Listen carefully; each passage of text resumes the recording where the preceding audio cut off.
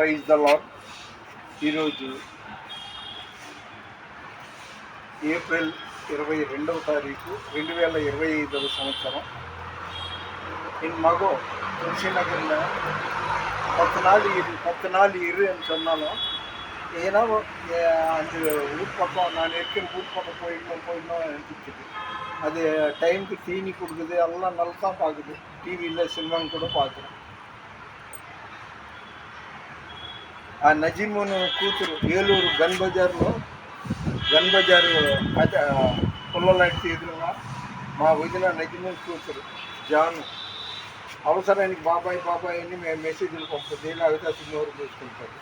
సరే, శ్రమలు అనుభవించడానికి, తన సిలువ తాను మోసుకోవటానికి కానీ సుకుమార్గా జీవించడానికి కాదు. యేసయ్య ఆయన కష్టాలు ఆయన్ని వెంబడించాలంటే అదే పరిస్థితి.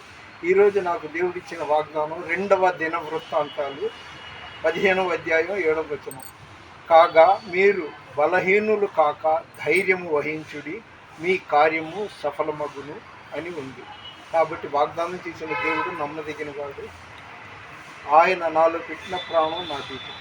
నా దీపము యేసయ్యా నీవు వెలిగించినావు, సుడిగాలిలోనైనా జడివానలోనైనా ఆరిపోదులే నీవు వెలిగించిన దీపము. నీవు వెలిగించిన దీపము,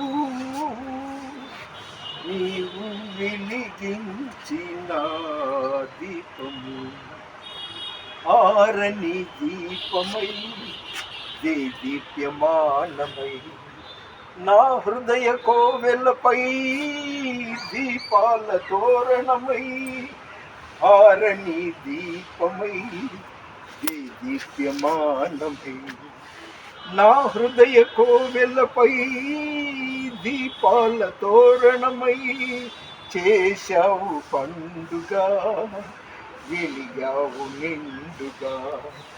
చేశావు పండుగ, వెలిగావు నిండుగా. నా దీపము యేసయ్యా నీవు వెలిగించినావు,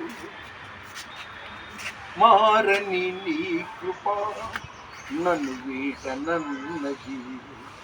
మర్మాల బడిలో నా సేద తీర్చుచున్నది, మారని నీ కృప నన్ను వీడనన్నది.